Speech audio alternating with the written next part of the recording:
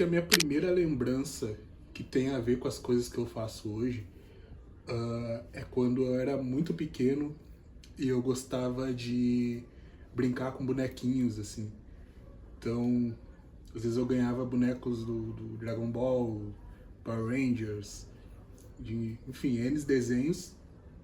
E como eu assistia aqueles desenhos, eu conseguia misturar as histórias, sabe? Misturar as narrativas e fazia de alguma forma aqueles mundos se encontrarem. E era bem engraçado e um pouco desesperador para meus pais, porque eu quebrava todos eles, encaixando perna em outro, trocando a cabeça de um e botando no outro, enfim. Mas eu lembro que na minha cabeça as histórias faziam sentido, tinham sempre um começo, meio e fim. E, enfim, isso se perdeu um pouco no tempo. Eu gostava bastante de desenhar também, mas isso não contava nenhuma narrativa, assim, mas eu via que eu tinha um viés um pouco voltado para a arte, sabe? Quando me perguntavam o que eu queria ser, eu falava veterinário, mas de uma forma que só para falar alguma coisa. Eu não pensava em ser artista, eu não pensava em ser artista, eu não pensava em ser desenhista, eu não pensava em nada disso. Até que tem um audiovisual, né?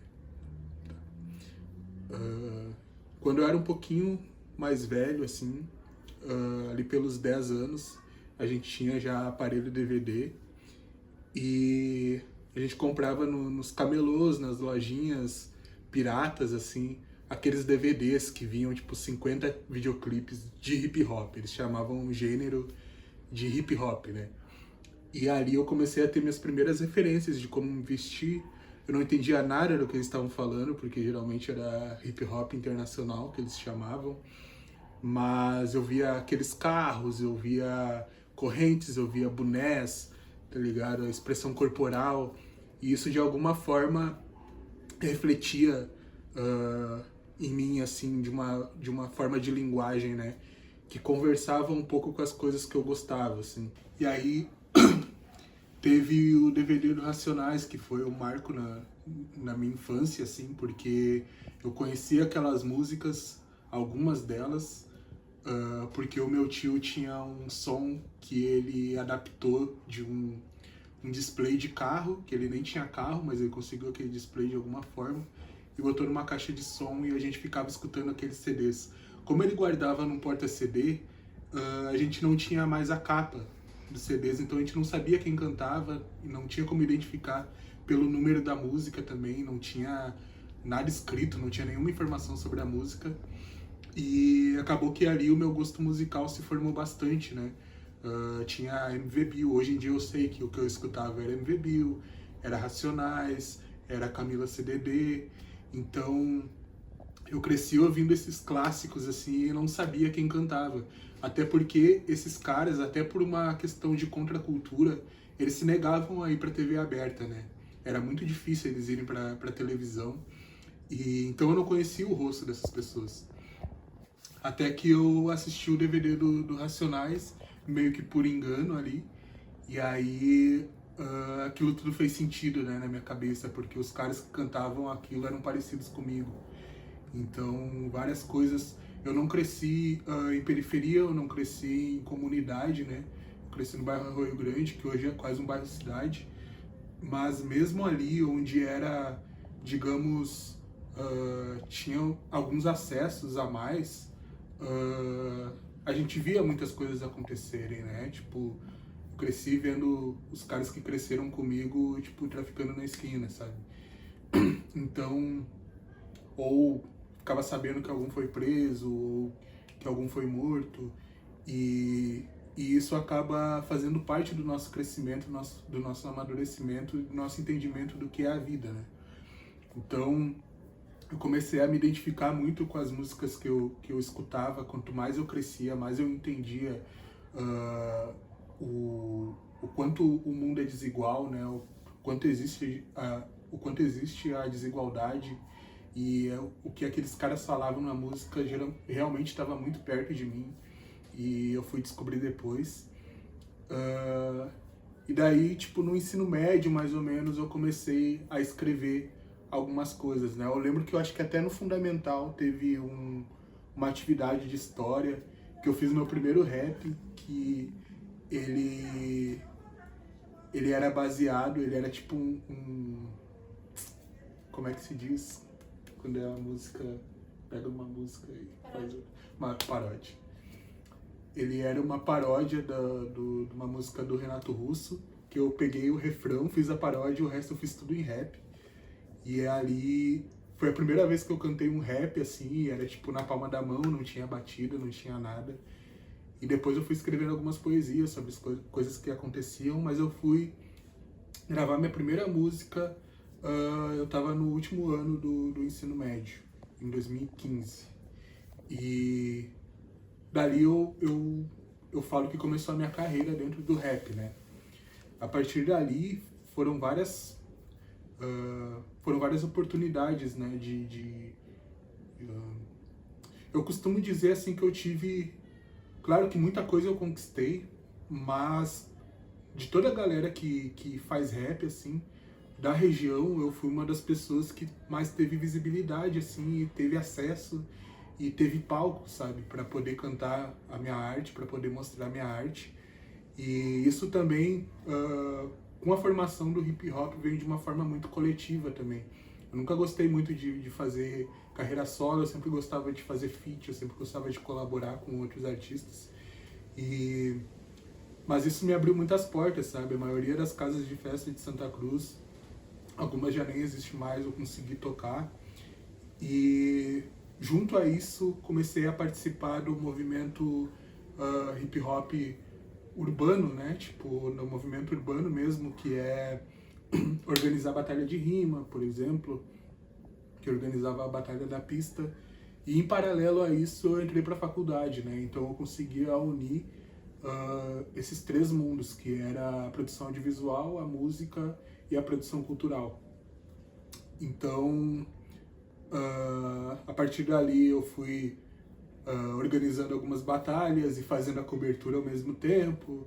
Eu fui entendendo um pouco mais sobre cinema, sobre técnica de gravação e aplicando nos videoclipes. Eu fui ocupando alguns espaços dentro da cidade, e um desses espaços foi o AVU, né?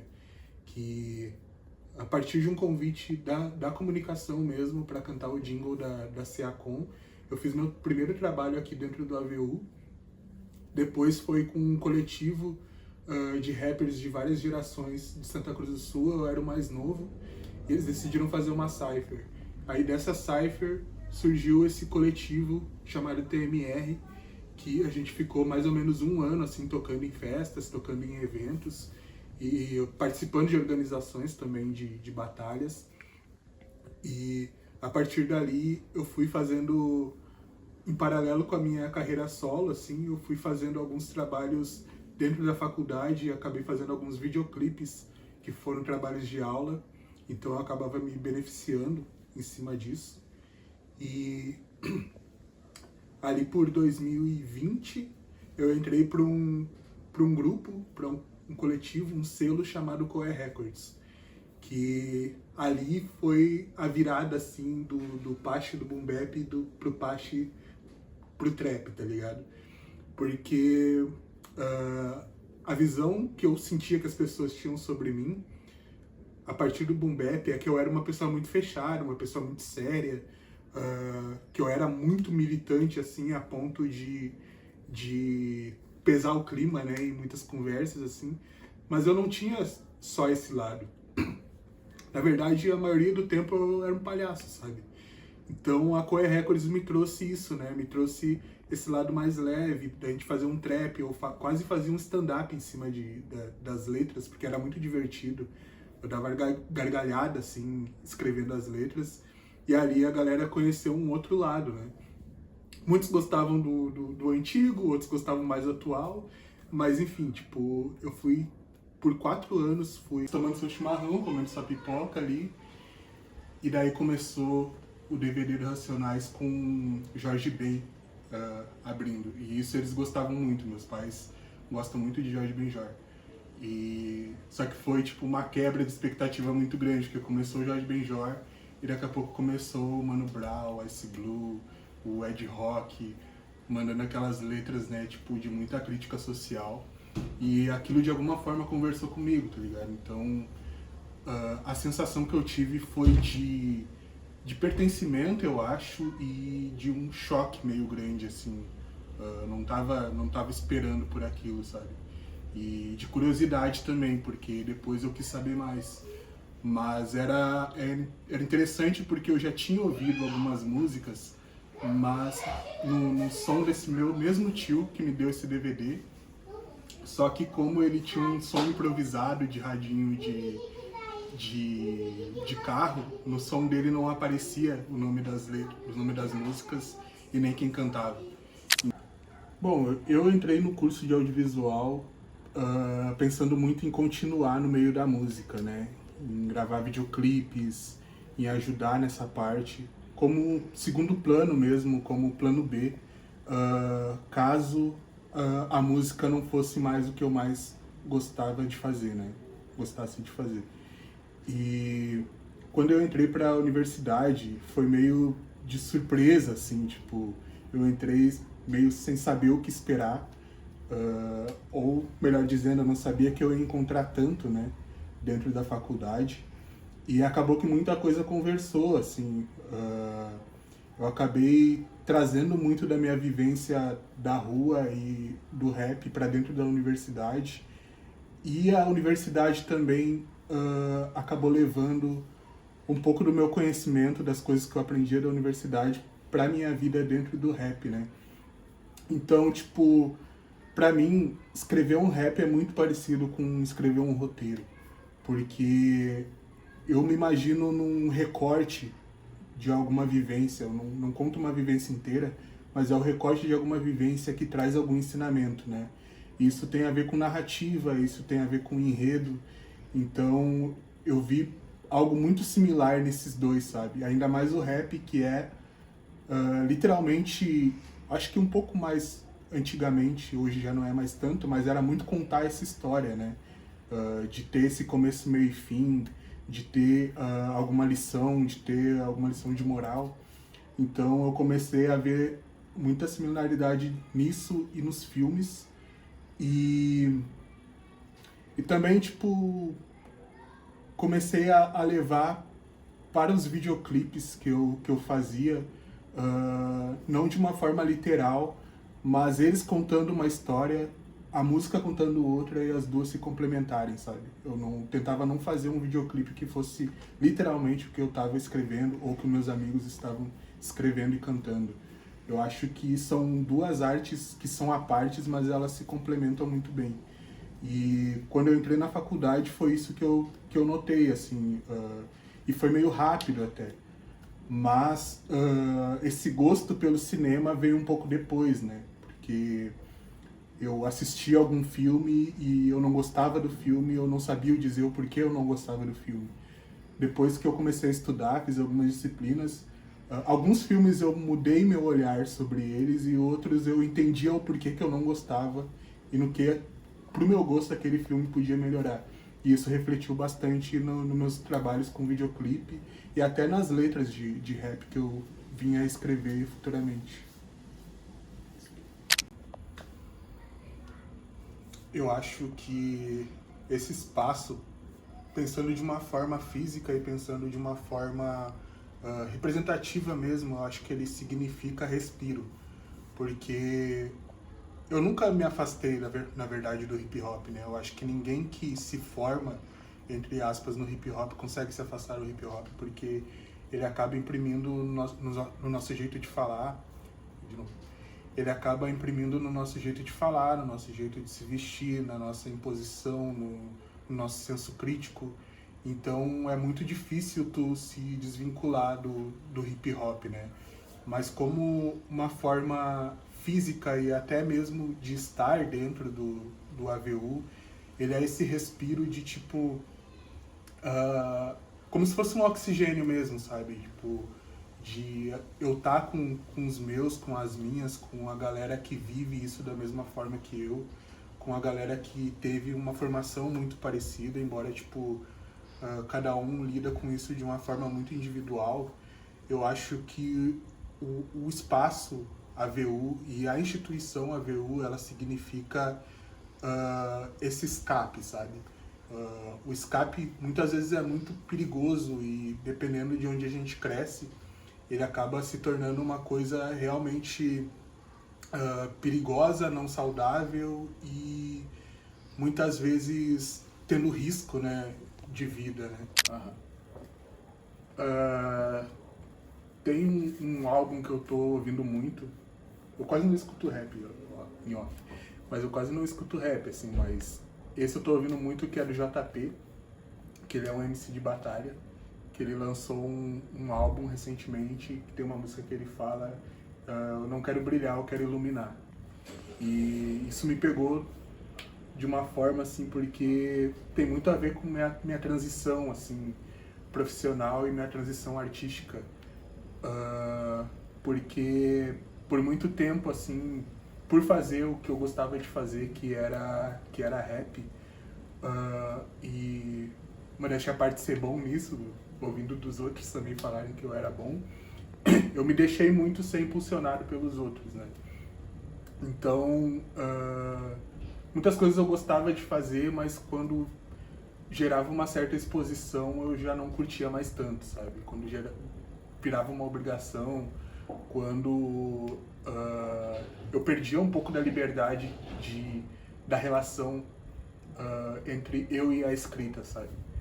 E eu acho que isso interfere também nas coisas que tu escreve, sabe? Quando tu sabe que outras pessoas vão ouvir, tu muda um pouco, talvez tu não se solte tanto, talvez tu não aprofunde tantas coisas.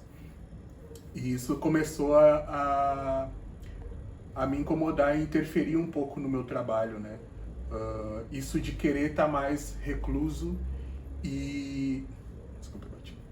Isso de querer estar mais recluso e não ter essa opção. Então, eu precisei, tipo, encerrar minha carreira para poder focar no cinema e para poder focar em produção cultural. E nisso eu me achei muito, assim, porque eu percebi que a coisa que eu mais gosto de fazer é escrever. E escrevendo, estruturando, organizando as coisas para que outras pessoas brilhem, para que outras pessoas possam mostrar o seu talento, para que as pessoas se preocupem só com o talento delas e não com as outras coisas, isso me preenche de uma forma que eu não imaginava que ia preencher tanto, porque eu acho que o artista, ele tem isso do ego, né? E o ego não necessariamente é algo ruim, mas às vezes ele te cega para outras coisas, né? O ego, ele te faz talvez te botar numa prateleira que os outros não botem, ou os outros te botam numa prateleira que tu não se bota. É muito difícil isso estar equilibrado. E quando tu se afasta disso, quando tu se...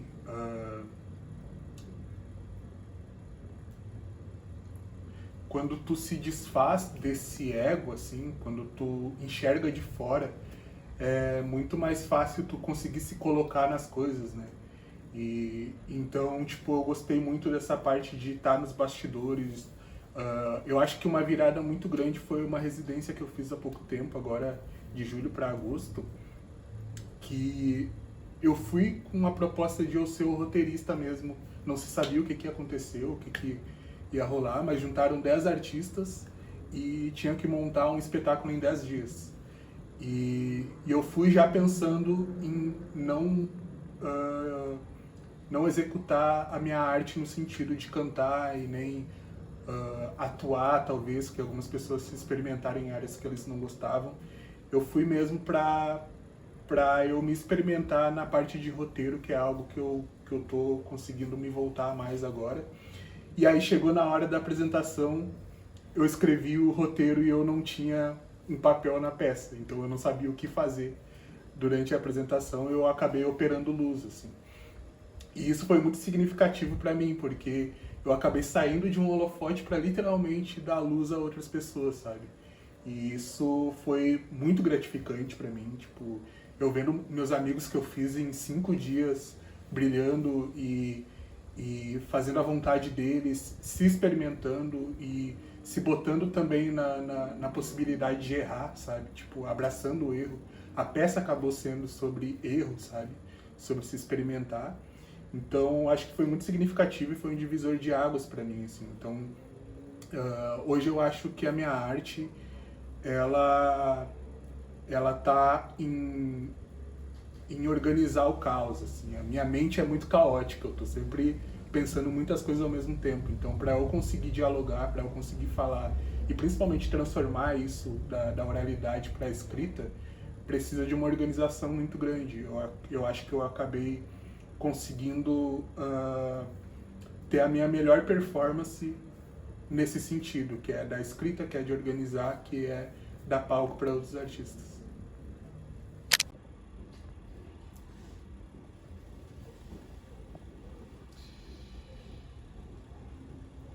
Eu acho que o hip hop ele foi muito importante para mim numa formação de crítica social, porque quando a gente é um pouco mais jovem a gente é mais revoltado, né? A gente quer mudar muito as coisas e a gente não respeita o processo das coisas, né? E o hip hop ele foi muito importante no sentido de me dar a voz também, porque através dele, na verdade eu conheci o rap primeiro, depois eu fui conhecer o hip hop, né? Eu fui saber o que era o hip hop mesmo, o movimento, a cultura, e ela me deu muita base assim para eu poder me expressar, para eu poder opinar sobre as coisas, me posicionar numa época que era muito necessário, sabe? Que para o movimento, principalmente negro de Santa Cruz do Sul, era muito escasso, né? Tinha poucas pessoas que sabiam também dialogar e se fazer entender, né? Através da oralidade mesmo, porque como eu fui um cara que desde muito novo eu frequentei muitos lugares, então eu sei dialogar com muito tipo de pessoas ao mesmo tempo, sabe? Eu não uso uma fala tão formal, não uso uma fala tão informal.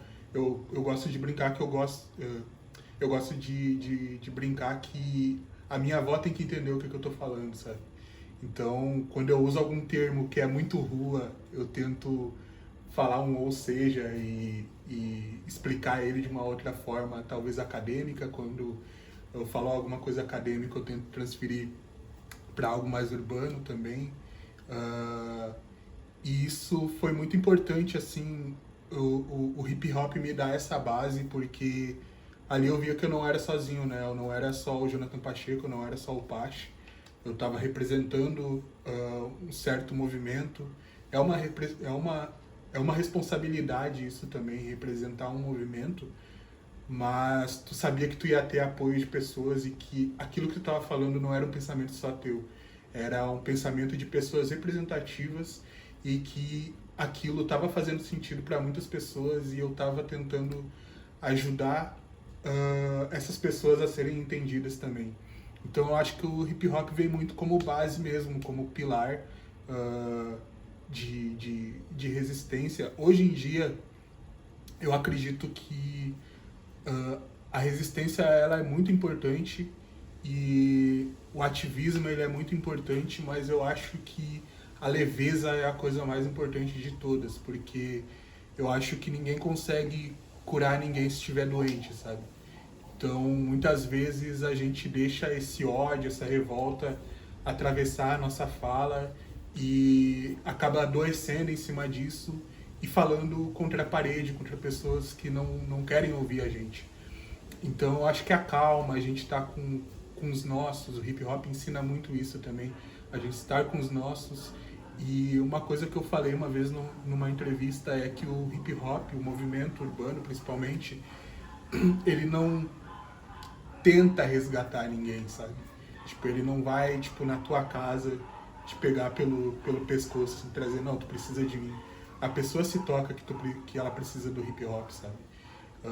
Por isso que a gente trabalha de uma forma de manter os nossos e ter esse acolhimento, de ter essa comunidade mesmo, que a gente possa conversar entre os nossos, e do que ficar tentando trazer pessoas de fora ou tentando explicar para as pessoas que não entendem o que é o hip hop, ou tentando explicar para pessoas que não querem entender né, o que é o movimento. Hoje em dia, eu vejo que sim, é importante algumas pessoas terem essa fala mais raivosa, terem essa fala mais explosiva, mas é importante também a gente entender que a gente não precisa dessas outras pessoas que batem de frente e não querem entender, sabe? Eu acho que a gente, tentando fortificar o que a gente já tem, a gente consegue tocar outras pessoas e conquistar mais coisas, e isso vem de forma natural, assim. Então, eu acho que o hip hop, ele é resistência, sim, mas ele é... Hoje em dia ele não é mais só resistência, ele não é mais sobrevivência, ele é vivência mesmo, sabe? Tipo, eu acho que a gente consegue ter algumas atividades, algumas ações, algumas experiências muito mais leves hoje em dia, e a gente sabe muito bem quem a gente é, o lugar que a gente ocupa. Isso traz uma leveza até quando a gente vai dialogar nos lugares, quando a gente vai para escolas, quando a gente vai para oficinas, quando a gente vai para praças públicas. E eu acho que é isso. O hip hop hoje em dia, ele além de resistência, ele é vivência também. E a segunda parte é o AVU como coletividade. Acho que o hip hop ele é muito coletivo, né? Tem vários amigos meus que hoje eles estão mais do lado comercial, por exemplo, dentro do rap, mas eles não conseguem subir, eles não conseguem tomar decisões sem pensar nas pessoas que estão em volta deles, sabe? Muitas vezes é importante a gente ter essa individualidade, a gente pensar na gente, como eu falei antes. Se a gente está doente, a gente não consegue curar ninguém. Mas isso sempre volta pro coletivo no final, sabe? Às vezes a gente pode ficar mais na nossa, ficar mais recluso, tentar se recuperar de alguma forma, de alguma coisa. E o hip hop tá sempre ali, sei lá, na música que a gente escuta, no conteúdo que a gente assiste, nas pessoas que nos rodeiam muitas vezes. E quando a gente volta ciente de que a gente quer fazer, uma diferença positiva nesse coletivo, sabe? Então, o AVU hoje sobre coletividade é a gente entender onde a gente está pisando, a gente entender o lugar que a gente ocupa, e voltando à parte de organizar e de ser um coletivo, de ser uma instituição, com seus cargos também hoje em dia, né? A gente saber direcionar o que cada um faz, o que cada um gosta de fazer, e tornar isso muito mais leve para todo mundo. E essas individualidades fortalecidas, saudáveis, tornarem o AVU um coletivo saudável, né? Um coletivo onde as coisas acontecem, um coletivo onde a gente sabe o que fez até aqui, a gente conhece a história de pessoas que passaram e não estão mais dentro do coletivo, mas a gente sabe no que as pessoas foram importantes, e nessa projeção também, nessa perspectiva do que pode vir, das pessoas que podem colar também. A gente tem uma rede de pessoas que não necessariamente estão na AVU, mas são pessoas que a gente pode contar caso a gente vá para algum projeto e precise daquela peça ali. E são pessoas que respeitam muito a instituição, são pessoas que têm uma vivência com a AVU. Então, eu acho que é isso, a coletividade. O que o AVU ensina sobre coletividade, eu acho que é organização, é família também, é a gente olhar para o lado e se identificar com a pessoa que está do nosso lado e entender a força dela, entender as coisas que ela passou e saber que a gente não tá sozinho, sabe? Tipo, é um coletivo que se fortalece, que fortalece o individual e fortalece o coletivo.